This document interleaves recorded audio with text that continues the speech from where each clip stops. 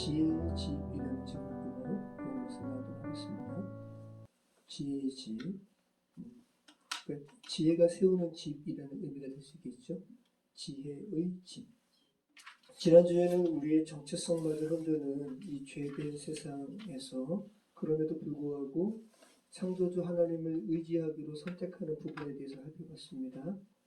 우리는 간혹 우리 앞에 엄습한 상황이 자신을 정의한다고 생각합니다. 자기 앞에 엄습한 상황이 너무 커다라 보여서 그래서 이 상황 나는 극복 못해. 이 상황이 나를 규정하지 라고 생각해요. 그런데 성경은 그렇지 않다고 이야기하는 거예요. 상황이 저와 여러분의 정체성을 정의하는 것이 아니라 저와 여러분을 지으신 창조주 하나님께서 저와 여러분의 정체성을 규정하십니다. 여러분, 지폐는 제 아무리 구겨지고 찢어져도 지폐의 가치 그대로 있죠? 그죠? 네. 지난주에 동화 같은 서연이와 도연이가 또 이렇게 저녁에 놀러 왔어요. 걔들을 보면 진짜 웃음이 나요. 미소가. 동화 같아요. 동화. 그 김영희 씨, 김영희 씨가 예전에 박정희 인형으로 만든 그 인형 같아요. 근데 이제 서연이가 1살 어린 서연이죠. 걔가 저 건전지 사야 되는데 5,000원짜리 지폐를 들고 와가지고 근데 찢어졌다고 받는 거 걱정하는 거예요. 근데 저희 아이 엄마가 괜찮다고 붙이면 된다고. 그래서 스카치 테이프로 붙여줬어요. 그리고 불도마트 가가지고 건전지 사왔어. 그죠? 네, 구겨지고 망가진 것 같아도 우리의 정체성을 최종적으로 정의하시는 분이 누구신가? 창조주 하나님께서 저와 여러분의 정체성을 정의하신다는 거. 이 죄된 세상 살아가면서 어느 누가 구겨지지 않은 사람이 있고 어느 누가 찢어지지 않은 삶이 있어요. 근데 그 상황이 그 찢어진 그 겉모습이 자신의 정체성을 규정하지 않는다는 거 다시 한번 기억하시기 바랍니다. 자, 오늘 우리가 읽은 잠언 14장도 15장까지 그런다고 했잖아요. 어리석은 자와 지혜로운 자를 대조하면서 교훈의 말씀, 금언이 계속 기록된 본문입니다. 각각의 절이 독립적으로 존재해도 되는 그런 문장들의 묶음집이에요. 우리가 잠언을 어느 누가 묶음으로 기억해요? 다 단편적으로 기억하지. 그죠? 예전에 있던 말씀이 다시 한번 포즈식으로 들어가기도 하고. 그런데 1절부터 35절 우리가 읽어봤는데 큰 흐름이 발견됩니다. 이 성령의 인도하신 가운데 이 편집자들이 이렇게 묶었어요. 어떤 흐름이에요? 비교적 작은 것부터 큰 것으로 나아갑니다. 그 1절에서 보면 지혜로운 여인이라는 개인이 나오잖아요. 물론 개인이 작지 않아요. 왜? 한 사람 한 사람 모여서 결국은 집을 이루니까 개인이 작지는 않지만 그런데 표면적으로 보면 그렇다라는 거예요. 개인, 그리고 맨 마지막 34절, 35절은 나라로 확장되잖아요. 개인에서 나라로 이렇게 확장되는 모습을 우리가 보게 됩니다. 자, 1절에서 잠언 14장 전체를 말하고 있어요. 지혜로운 여인은 자기의 삶에 이 지탱하는 것을 온전하게 흐트러뜨리지 않고 붙든다라는 거죠. 경고히 세운다라는 거예요. 그런데 미련한 여인은 자기 손으로 그것을 허문다. 자, 여기서 집을 세우는 여인의 지혜로움은 단순히 지적 탁월성을 이야기하는 게 아니에요. 집을 세우는 능력이잖아요. 집을 어떤 자가 세워요? 장인이 세워요. 장인이. 그러니까 집을 세우는 능력이 탁월한 자예요. 그래서 여기서 세운다, 집을 세운다라는 이 반화는 건축한다, 쌓아 올린다라는 의미가 있어요. 집을 어떻게 쌓아 올려요? 벽돌 한 장 한 장 쌓아 올리는 거죠. 이게 집을 세우는 거예요. 그런 이미지로 이렇게 여러분 같이 그림을 그려보시기 바래요. 자, 이 벽돌을 쌓는 것은 반복된 행위죠. 그죠? 집을 세우는 것은 굉장히 숙련된 기술자가 반복해서 꾸준하게 하는 거예요. 저와 여러분이 특별히 여인들이 자신의 가정을 이렇게 집을 세우는 것처럼 꾸준하고 주님 보시기에 인내로 이렇게 세우죠. 자, 그래서 여기서 이 집을 세운다라는 이 반화는 창세기 2장 22절에서 하나님께서 여자를 만드셨다라는 문장에도 쓰인 말이에요. 우리 같이 한번 읽어보겠습니다. 여호와 하나님이 아담을 깊이 잠들게 하시니 잠들매 그가 그 갈빗대 하나를 취하고 살로 대신 채우시고 여호와 하나님이 아담에게서 취하신 그 갈빗대로 여자를 만드시고 그를 아담에게로 이끌어 오시니 아담이 이르되 이는 내 뼈 중에 뼈요 살 중에 살이라 이것을 남자에게서 취하였은즉 여자가 부르리라 하니라. 보세요. 여기서 하나님께서 아담을 깊이 잠들게 하시고, 그죠? 여자를 뭘로 만드셨대요?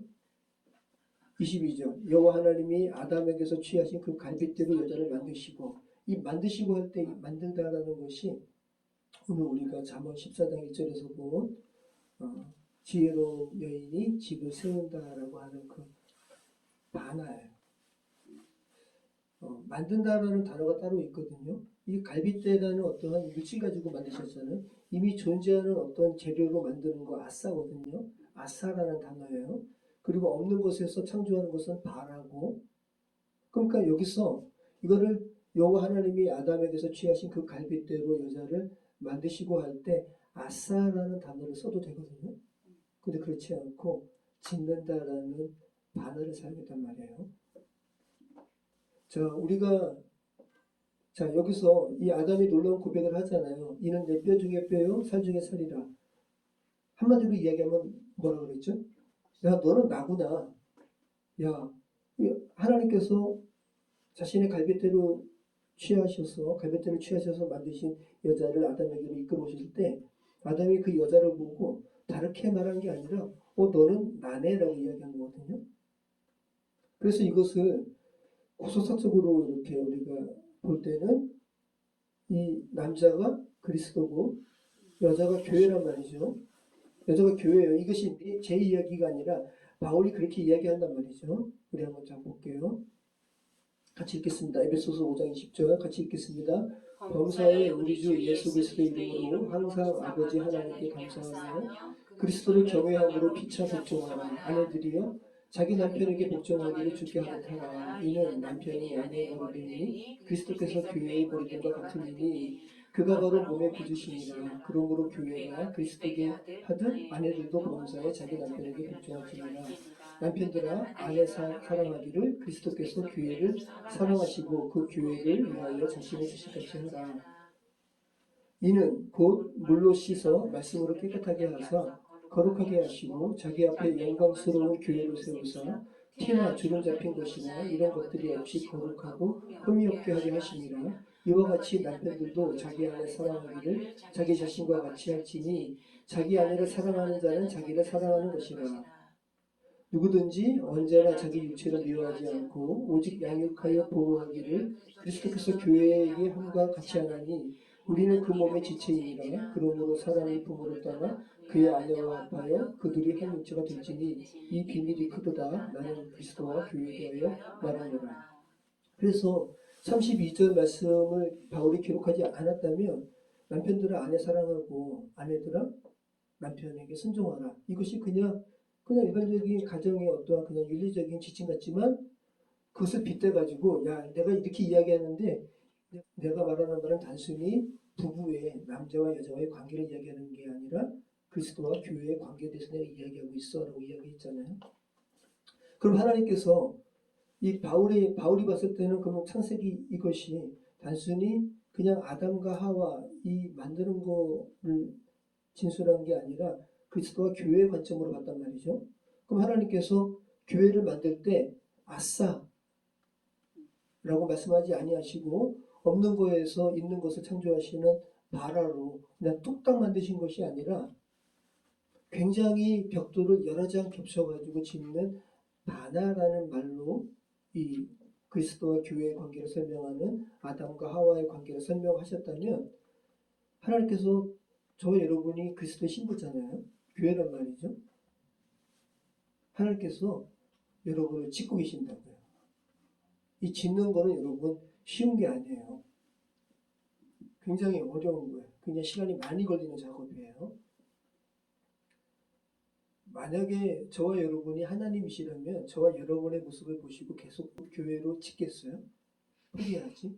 야, 네가 무슨 교회가 되냐? 그죠? 이 하나님의 끈기를 보시란 말이에요. 저와 여러분을 향한 하나님의 어떤 기대감을 보시고 그거를 놓지 아니하시고 계속 짓는 것을 보시기 바래요. 제가 저 얼굴 뚝딱 만든 게 아니에요. 사람들은 저거를 보고 이거 선생님으로 이렇게 본 따서 만들었어요? 아니요. 저거는 빚은 거예요. 저거 얼마큼 빚었게 저게 시간으로 따지면 2달 걸렸어요. 2달. 제 얼굴을 사방으로 이렇게 찍어가지고 아래에서 찍고 옆에서 찍고 위에서 찍고 해가지고 그걸 보면서 제가 진흙으로 빚은 거라고 하나하나 뚝딱 나온 게 아니라 제가 뚝딱 나오지 않는 부분에 대해서 이야기하는 거예요.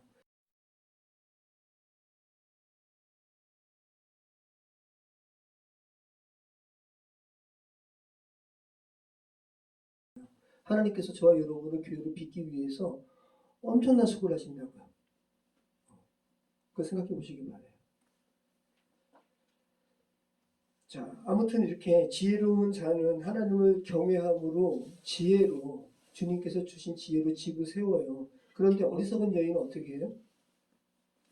집을 허물어요. 여기서 허문다라고 하는 이 단어 안에는 의도적이라는 말이 있어요. 그러니까 주님 보시기에는 굉장히 고약한 거예요.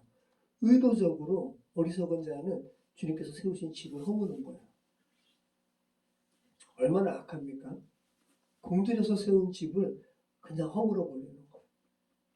북한 김여정이 문재인 정권 말미에 남북 연락소, 개성에 세워진 연락소를 폭탄 설치해가지고 보란 듯이 아주 자극적으로 폭파시켰습니다. 4층 높이의 남북 공동연락사무소가 폭발음과 함께 검은 연기에 휩싸입니다. 건물 잔해가 공중에 사방으로 흩날리고 남북 화해 협력의 상징이었던 연락사무소 건물이 순식간에 붕괴됩니다. 조선중앙TV가 그 북한을 이렇게 지역, 이렇게 경제를 살리기 위해서 그렇게 공들여서 엄청나게 크게 세운 거거든요. 몇백억짜리예요. 그 건물이 단순한 조그만 축소가 아니라 거기에다 폭탄 설치해가지고 보란 듯이 김여정도 여인이죠. 어리석은 여인은 집을 허문다. 진짜 너무 명확한 예가 되는 것 같아요. 너무 악해요. 폭력적이고. 자, 지혜는 삶을 건축하고 어리석음은 삶을 해체시킨다는 거 생각해 보시기 바랍니다. 자, 우리 2절 한번 2절부터 읽어볼게요. 정직하게 행하는 자는 여호와를 경외하여도 패역하게 행하는 자는 여호와를 경멸하느니라. 미련한 자는 교만하여 입으로 매를 자청하고 지혜로운 자의 입술은 자기를 보존하느니라. 소가 없으면 구유는 깨끗하려니와 소의 힘으로 얻는 것이 많으니라. 신실한 증인은 거짓말을 아니하여도 거짓 증인은 거짓말을 맹하니라. 거만한 자는 지혜를 구하여도 얻지 못하느니와 명철한 자는 지식 얻기가 쉬우니라. 너는 미련한 자의 앞을 떠나라. 그 입술에 지식이 있음을 보지 못함이니라. 슬기로운 자의 지혜는 자기의 길을 아는 것이라도 미련한 자의 어리석음을 속이는 것이니라. 미련한 자는 죄를 심상히 여기고 정직한 자 중에는 은혜가 있느니라. 마음의 고통은 자기가 알고 마음의 즐거움은 타인이 참여하지 못하느니라. 악한 자의 집은 망하겠고 정직한 자의 장막은 흥하리라. 웃을 때에도 마음에 슬픔이 있고 즐거움의 끝에도 근심이 있느니라. 마음이 굽은 자는 자기 행위로 보응이 가득하겠고 선한 사람도 자기 행위로 그러하리라. 네, 자 2절부터 이제 어떤 정직한 자, 또 거만한 자 이렇게 나오는데 그 정직이라는 의미는 뭐냐면 고듬이에요. 고듬. 한자로도 곧다라는 거잖아요. 왜곡하지 않음을 이야기해요. 그런데 정직하게 행하는 자는 여호와를 경외하여도 자신의 삶에 정직히 행하는 자는 여호와를 경외한다는 거죠. 그런데 패역하게 하는 자는 여호와를 경멸한다. 패역은 구부리는 거예요. 뒤트는 거예요. 아주. 자, 우리가 사람을 대하다 보면 말을 교묘하게 뒤틀잖아요. 이런 사람 보면 불쾌하죠.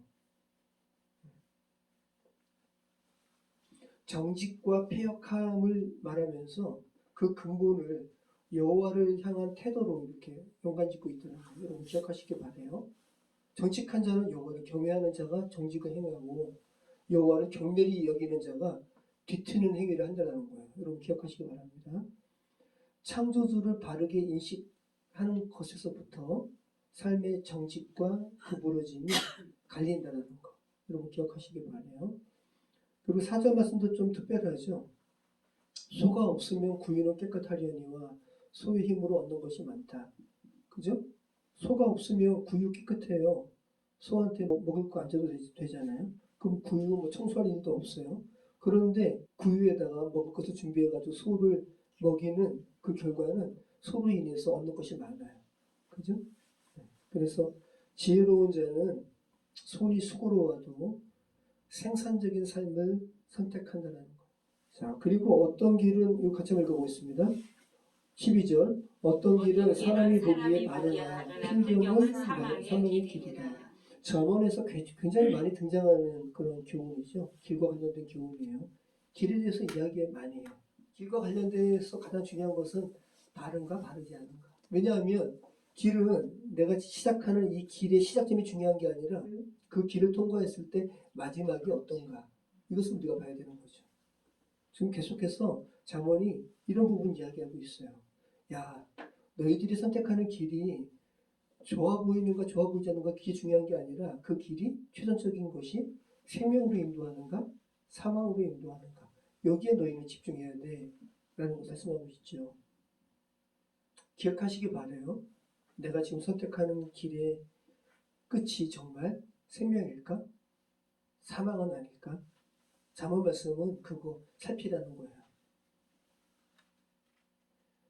지혜로운 사람은 우리 재훈재현 또 수빈이 또 젊은이들이 다 지금 길을 지금 걷고 있잖아요. 그죠? 그죠?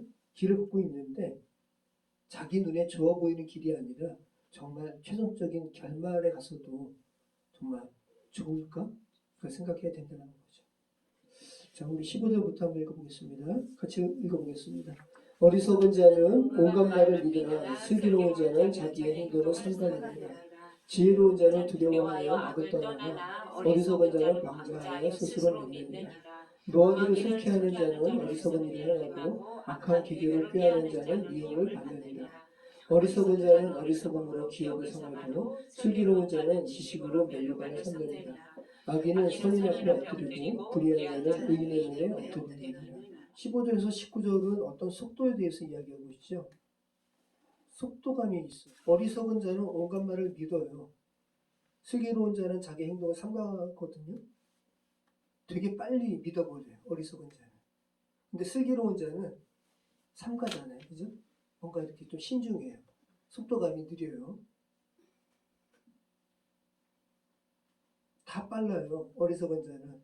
지혜로운 자는 두려워하여 악을 떠나나 어리석은 자는 방자하여 스스로 믿는다. 노하기를 속히 하는 자는 어리석은 일을 행한다. 노하기를 속히 한다. 이 17절 말씀 보면 노하기를 속히 한다라는 표현이 있잖아요. 노한다라는 의미가 카사르라는 단어인데 이 단어의 의미는 뭐냐면 인내가 짧다라는 거예요.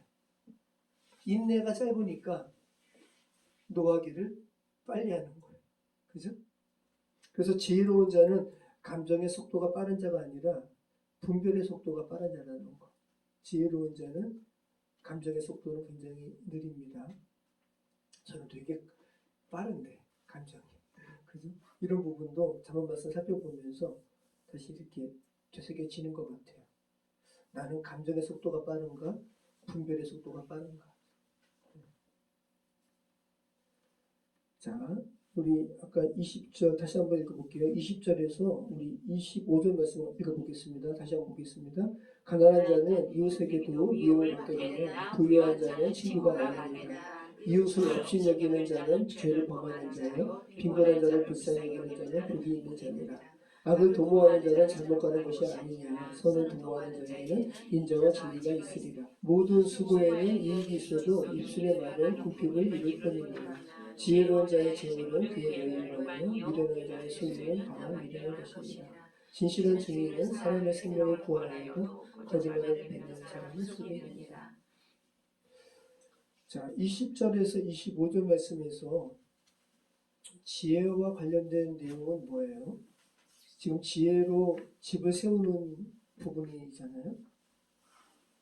지혜 있는 자는 이웃 간의 관계에서 어떻게 한다는 거예요? 이웃을 업신여기지 않겠죠? 지혜 있는 자는. 그죠?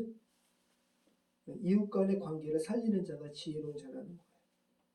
그 이웃을 살리는 그 행위의 대표적인 단어가 21절에 뭘까요? 이웃을 살리는 대표적인 행위를 담은 단어가 여기서 뭘까요? 그죠? 불쌍히 여기는. 하나니라는 히브리어 단어인데 은혜를 베풀다, 기대 없이 호의를 베풀다라는 의미예요.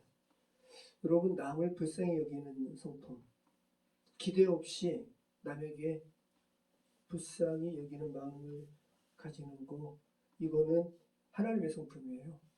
그래서 하나님의 성품을 인간에게 적용한 대표적인 단어가 하나님이에요. 하나. 기대 없이 남에게 호의를 베푸는 거 쉽지 않아요. 그냥 무조건적으로 불쌍히 누구를 여기는 거는 굉장히 주님이 보셨을 때도 굉장히 기뻐하시는 성품인 거죠. 저는 이 예화를 가끔 이렇게 하는데 제가 한 몇 번 한 것 같은데 기억나실 거예요. 제 혼자 하나 봐봐. 뉴욕의 한 신발 가게에서 어떤 이렇게 좀 어려운 가정인가 봐. 그 아이가 신발 가게 밖에서 진열장 안에 있는 신발을 이렇게 갖고 싶어 하는 눈으로 이렇게 쳐다봤어요. 그랬더니 그 신발 가게 안에서 어떠한 부인이 밖에 유리창 밖에서 신발을 이렇게 보는 그런 좀 이렇게 허름한 옷을 입은 아이가 안쓰러운 거예요. 그래서 들어오라고 신발을 사서 줬어요.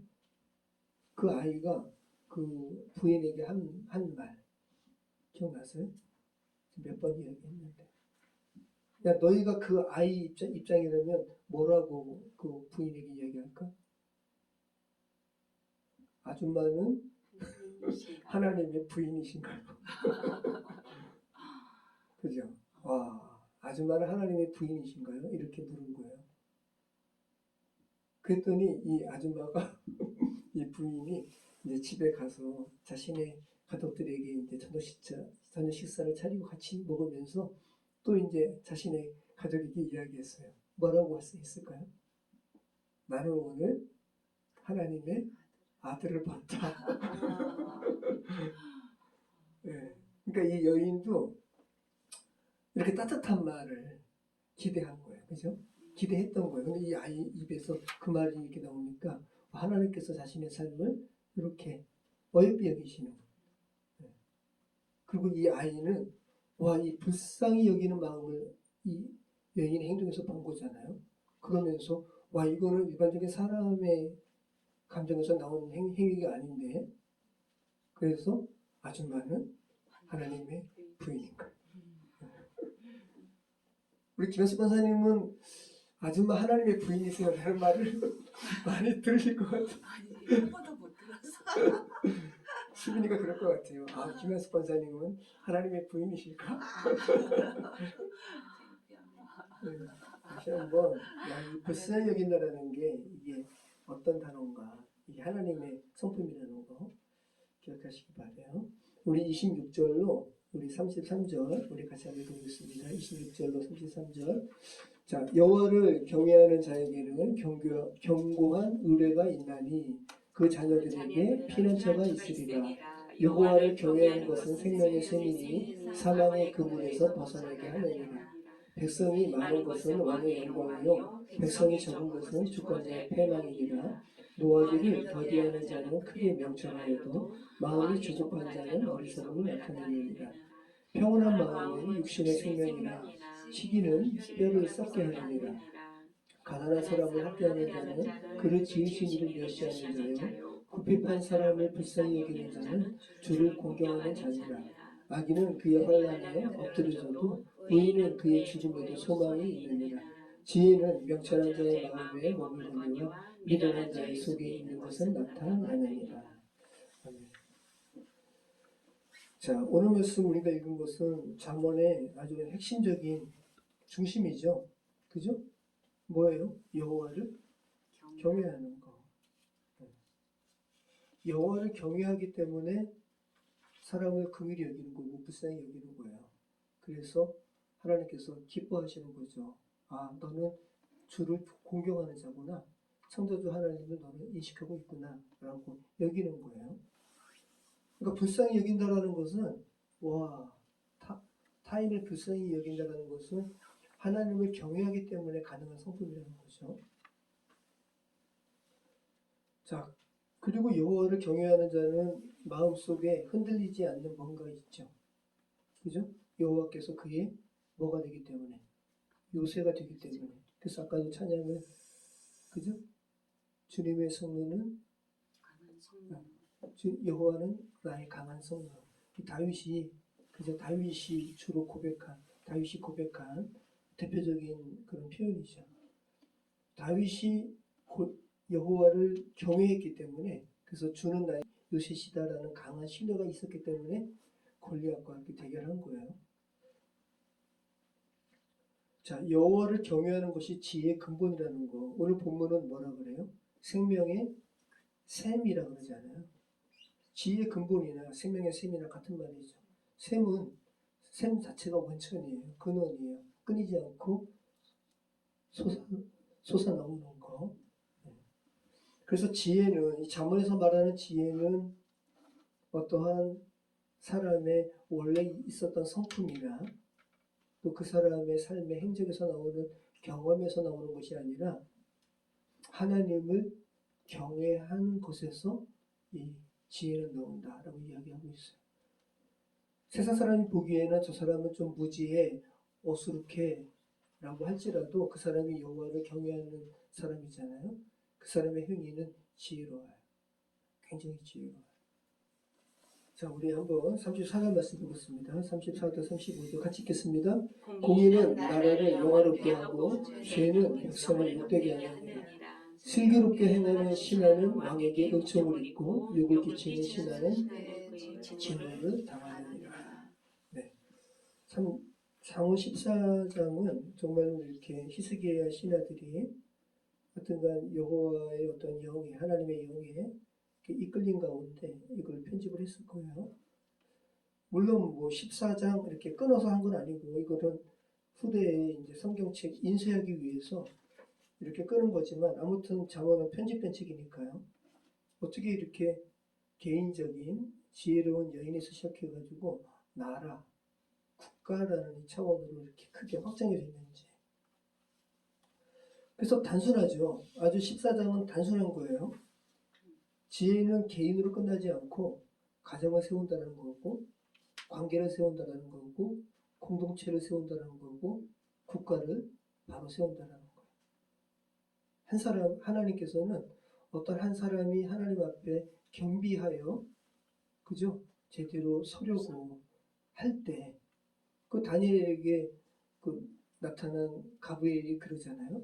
너가 하나님께 스스로 겸비하려 할 때 그때부터 너 말은 하나님께 들린 바 되었다. 나는 너의 그 말로 인하여 내게 왔다라고 이야기하잖아요. 우리가 이미 크리스찬이고 하나님과 계속 이렇게 예배하면서 그렇게 삶을 살아가지만 정말로 그냥 이렇게 타성적이고 매너리즘에 그런 빠진 그런 행위가 아니라 신앙적 행위가 아니라 하나님 저 크리스찬이지만 제대로 된 크리스찬이 아닌 것 같아요. 제가 정말 하나님 앞에 정말 온전함으로 다시 제가 설게요. 이게 겸비하는 거잖아요. 그 순간 하나님께서 보신다고요. 그러한 순간을 다시 한번 우리가 계속 오랜 세월 크리스찬의 삶을 살더라도 지금 그런 모습이 아니라면 다시 겸비할 필요가 있죠. 우리 재훈제요. 하나님 앞에 겸비한다는 것이 무엇인지 한번 생각해 보시기 바라요. 자, 우리는 하루하루를 살아가면서 여러 가지 선택을 하면서 살아갑니다. 우리가 선택하는 거예요. 마음을 교만히 할 수도 있고 입을 함부로 놀릴 수도 있고 타인을 배려하지 않고 무시할 수도 있고 또 불쌍히 여길 수도 있고요. 이 모든 것의 시작은 하나님을 경외하는가 경외하지 않는가가 우리의 하루의 삶의 행동을 갈라요. 자, 여러분 하루하루의 삶이 어떤 한 입체를 이루는 어떤 한 층이 되는 거거든요. 한 층. 그래서 여러분의 어떠한 하루하루의 삶의 시작에 하나님을 경외하는 것으로 하나님을 경외하는 것을 바탕으로 하루의 시작을 한다면 여러분이라는 그 집을 이루는 한 층이 굉장히 견고하게 한 층을 이루는 거예요. 그것이 계속 반복되어서 쌓이면 여러분의 성품이 되는 거예요. 그죠? 그리고 그런 여러분이 여러분의 집을 견고하게 세워요. 그리고 여러분의 집은 사회를 견고하게 세우고 그리고 나라를 견고하게 세우는 거예요. 그래서 오늘 잠언 마지막에서 갑자기 나라가 이렇게 언급되니까 엄청나게 거대한 것을 갑자기 말하는 것 같지만 그렇지 않다는 거. 한 사람의 여호와를 경외하는 것에서부터 시작하고 있다는 거. 기억하시기 바라요. 그래서 마치 최근도 아니에요. 원래는 1984년에 개발되어 가지고 특허가 이루어진 건데 3D 프린터와 같아요. 우리의 삶은. 이 3D 프린터는 굉장한 발명품이거든요. 지금 우리는 그냥 이렇게 프린터 하면은 표면적으로 이렇게 인쇄된 이차원적인 것만 생각하잖아요. 그죠? 그런데 3D 프린터가 있는 거예요. 근데 가만히 보면 이 인쇄한 이것도 여러분 그냥 봤을 때 이렇게 평면이지만 이게 현미경으로 본다면 이 평면 위에 글자, 이 잉크가 글자만큼 두께로 쌓여진 거죠. 그죠? 근데 이것이 이제 한 겹이니까 이런 거지만 이것이 만약에 수백, 수천으로 쌓이면 이게 쭈르르 올라와서 이게 3D 프린터거든요. 우리 인생이 마치 3D 프린터와 같아요. 이 3D 프린터는 여러분 굉장히 단순한 거예요. 노즐 안에 이 잉크, 근데 이제 뭐 인쇄로 이야기하면 잉크지만 3D 프린터가 도자기도 가능하거든요. 잉크 대신에 흙이 노즐에서 이렇게 나와가지고 쌓여지게 되면 흙도 잉크 역할을 하는 거죠. 이것을 필라멘트라고 그래요. 그래서 3D 프린터는 굉장히 원리가 단순한 게 이 필라멘트가 가득한 이 튜브를 노즐에 연결시키고 노즐이 전후, 좌우, 상하 이렇게 움직이면서 쌓아가는 거예요. 네. 그러면서 수천 층을 이뤄가지고 입체를 만들어내는 거거든요. 굉장한 거죠. 이게 1984년에 척 헐이라는 사람의 어떠한 착상에서 시작됐어요. 그 전까지는 지금도 마찬가지인데 대다수 아직도 3D 프린터 기술이 비싸니까 저는 3D 프린터를 기회가 되면 하나님께서 경제력을 허락하시면 사고 싶어요. 왜냐하면 제가 하려는 이 작업은 3D 프린터로 할 때 가장 잘 나올 수 있거든요. 근데 뭐 한 몇천만 원 할 거야 아마. 흙으로 이렇게 노즐 뿜어다는 거니까 최소한 1,000만 원 정도 할 거예요. 근데 아무튼 이 척 헐이라는 사람이 아니 왜 그전까지는 이 물체를 어떻게 만들었냐면 깎거나 그죠? 절삭하거나 주물을 만들어 가지고 벗잖아요. 그러지 말고 쌓아 올리면 되지 않을까? 해서 특허가 이루어진 거예요. 1984년에. 그러니까 이제 도자기 기법으로 한다면 코일링이죠. 코일링이랑 똑같은 거예요. 쌓는 거니까. 자, 한번 보시죠. 이런 거예요. 프린터가. 여기에 이 필라멘트 요 안에 흙을 집어넣으면 흙으로 이렇게 도자기가 나오는 거고 플라스틱을 넣으면 플라스틱으로 이렇게 나오는 거고 순간적으로 녹여가지고 이렇게 쌓는 거죠. 그래서 하여튼간 전후, 좌우, 상하 이렇게 움직이면서 이 프린터를 만드는 거예요. 이게 프린터, 3D 프린터. 자, 한번 보시죠.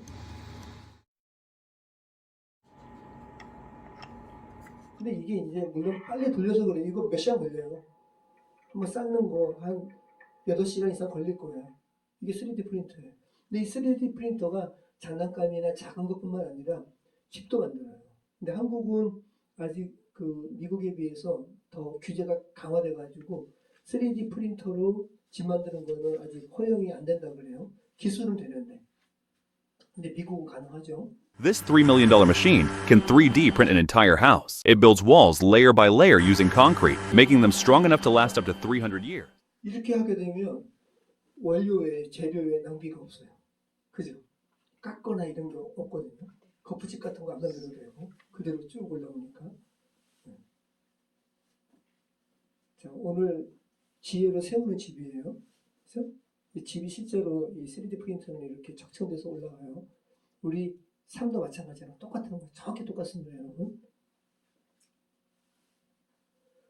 자, 그러면 오늘 이 3D 프린터의 적층 원리는 오늘 잠언에서 하나님을 경외하는 한 개인에서부터 사회, 나라까지 언급되는 가장 이 기본이 여호와를 경외하는 한 사람의 선택이었잖아요.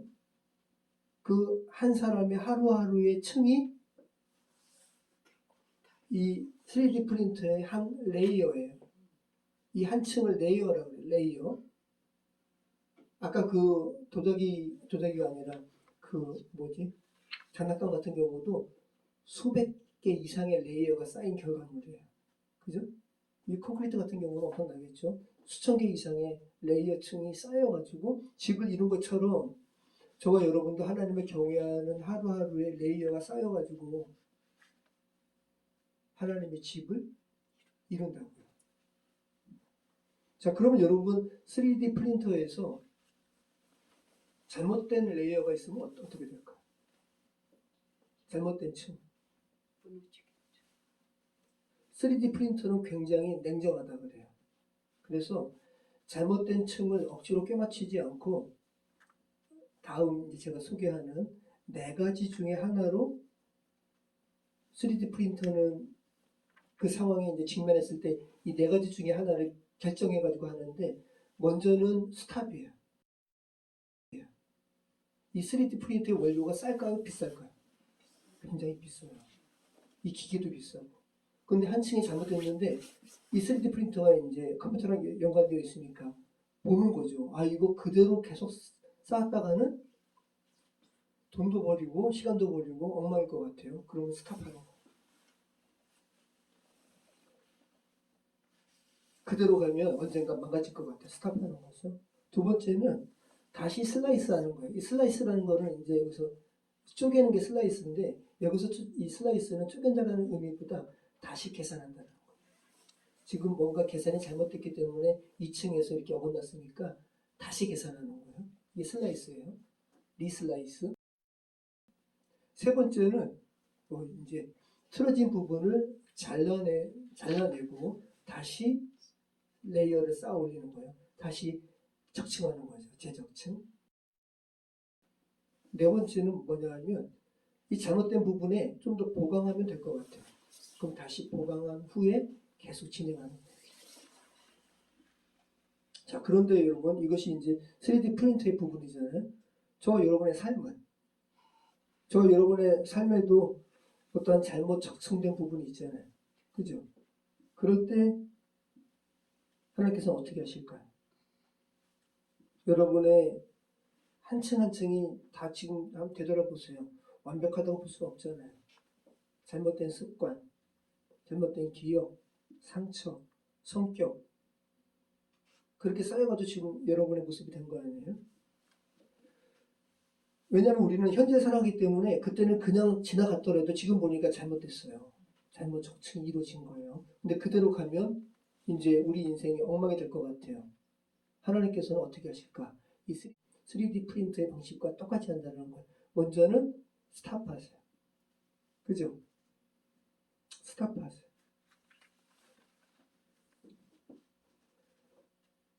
아까 우리 12절에서 본 것처럼 사람이 보기에는 바른 길처럼 보이지만 필경은 사망의 길이 있잖아요. 그대로 가면 죽잖아요. 그럼 하나님은 어떻게 하셔야 돼요? 스탑하셔야 되는 거죠. 그죠? 주님께서 우리의 삶에 멈추게 하실 때가 있어요. 이 멈춤을 받아들일 때, 그죠? 그 층은 다시 회복이 이루어져요. 두 번째는 리슬라이스잖아요. 뭐예요? 주님께서 관점을 새롭게 하시는 거죠. 과거의 시간들을 다시 슬라이스 하듯이 우리의 과거를 하나님께서 우리로 하여금 다시 조망하게 하세요. 요셉이 정확히 이랬죠. 형들은 나를 죽이려 하였지만 하나님께서 그것을 선으로 바꾸사 만인의 생명을 구원하게 하셨습니다. 이 요셉이 두 번째 리슬라이스 이 부분에 속하죠. 세 번째는 뭐예요? 이거를 신앙적인 용어로 바꾼다면 이게 뭐예요? 이게? 잘라내고 잘못된 부분 잘라내는 거죠. 회개예요, 회개. 메타노예요. 그래서 생각의 구조를 완전히 이렇게 바꿔버리는 거예요. 회개. 그래서 회개는 단순히 싸구려 감정의 눈물이 아니에요. 회개는 반드시 뭐가 필요해요? 그래서 과거의 잘못된 부분을 완전히 도려내고 새롭게 바꾸겠다라는 결단이 반드시 수반되는 게 회개예요. 근데 우리는 너무 값싼 회개 많이 하는 것 같아요. 자, 네 번째는 뭐예요? 구조를 보강 후 계속 진행하는 거죠. 이거는 우리의 연약한 부분인데 우리는 이 연약한 부분을 보면서 다시 그냥 저도 완벽주의거든요. 뭔가 이렇게 잘못되면 다 저는 이렇게 완전히 부숴버리고 새로 하는 거예요. 예전에도 대생할 때도 저는 그림 그리다가 뭔가 이렇게 안 맞으면 찢었어요.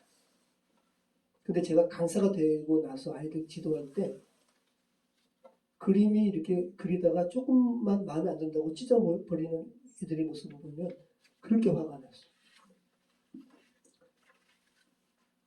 찢는 게 아니라 지우개로 지워서 어떨 때는 지워서 하면 그 밑에 지우개로 지워서 깨끗하게 지워지 않은 그 톤으로 말미암아 더 깊이 있는 대생이 나올 때가 있어요. 그러니까 이 보강하면서 쌓는 거 이거는 우리 크리스천들에게도 성령을 온전히 의지하는 것이 이렇게 잘 훈련되지 않은 사람들은 이게 꼭 필요한 것 같아요. 내가 봤을 때 마땅치 않으니까 그냥 다시 해버리고 꾸겨버리고 그러는데 그게 아니라 성령께 의지할 때 성령께서 야 이거는 그런 게 아니야. 이거는 세 번째 잘라낸 후 재적칭하는 그런 부분이 아니라 너는 내가 옆에서 이렇게 보담아주면 되는 부분인데 라는 부분이죠. 네 번째는 이 고린도후서 12장 9절에 이런 부분이 있잖아요. 같이 읽겠습니다. 나에게 이르시기를 내 은혜가 내게 족하도다. 이는 내 능력이 약한 데서 온전하여 심이라 하시니라. 그러므로 도리어 크게 기뻐함으로 나의 여러 약한 것들에 대하여 자랑하니 이는 그리스도의 능력이 내게 머물게 하려 함이라. 자, 바울은 자신의 약함으로 인해서 이것이 뭐 안질이든 육신의 연약함이든 마음의 어떤 연약함이든 이게 성품의 연약함이든 그죠? 연약함으로 인해서 하나님께 더 간구했어요. 그 간구함으로 말미암아 그리스도의 능력이 거기에 임했다고. 그죠? 이게 이제 네 번째죠. 구조를 보강 후 새롭게 진행되는 거. 자, 어떤 상처는 사라지지 않아요. 저와 여러분의 과거에 그런 게 있습니다. 근데 그 위에 새로운 구조가 덧대지면서 더 튼튼하게 되는 거예요. 뼈가 부러진 다음에 다시 붙으면 더 강한 게 아닌가 보죠? 저는 예전에 그렇게 저는 들었었는데. 저도 그렇게 들은 기억이 있는데요. 근데 그 부분이 부러졌는지 그 옆인지 용접은 그렇다 그래요. 용접은 알루미늄 용접도 그렇고 용접은 절단된 부분을 용접하잖아요. 굉장히 강하대요. 거기는 다시는 안 부러진대. 그 옆이 부러지지.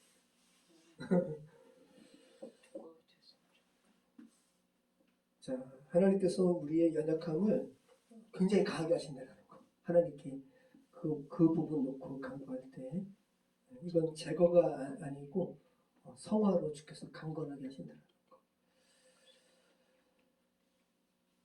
자, 아무튼 이 3D 프린터와 오늘 이 정말 하나님께서 우리의 잘못된 적층된 부분을 새롭게 하시는 부분이 정확하게 일치하는 부분에 대해서 우리는 뭘 생각할 수 있냐 하면 3D 프린터도 그렇고 하나님께서도 그렇고 한 층의 잘못된 것 때문에 절대로 전체를 버리지 않는다는 거.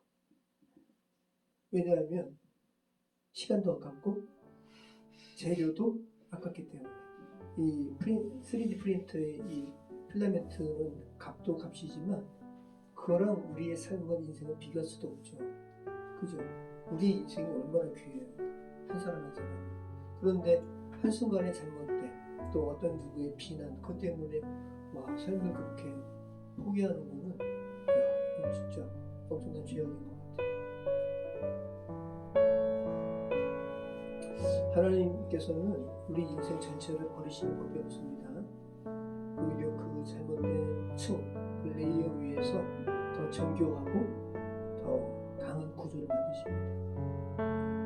정말 여러분의 그 잘못 쌓여진 층들을 하나님께 올려드릴 때 주님께서 온전하게 회복시켜 줄 수 있습니다.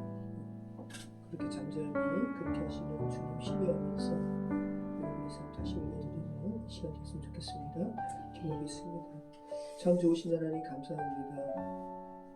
우리의 삶이 매일의 그 시간들, 또 우리 거기에 반응했던 우리의 모습들이 쌓여져서 우리의 성품을 이루고 또 현재 우리의 모습으로 이루어진 것 다시 한번 고백합니다. 아버지 하나님, 때로는 우리의 지난 시간들을 되돌아보면서 저 시간들을 지워버리고 싶고 또 빼버리고 싶고 또 이런 시간들 저희가 주님께 올려드립니다. 하나님 함께 해주셔서 오랫도록 역사해 주셔서 요셉의 고백을 우리의 입술로 고백하게 되는 은혜를 허락해 주시옵소서. 저희와 우리의 자녀들의 삶을 주께 올려드립니다. 아버지 하나님, 지혜로운 여인의 건축자, 여인이 지혜롭게 그 집을 건축하는 것처럼 우리의 삶이 주님의 은혜 가운데서 아름답게 건축될 수 있도록 주님의 집으로 세워질 수 있도록 인도해 주시옵소서. 예수님의 이름으로 기도합니다. 아멘.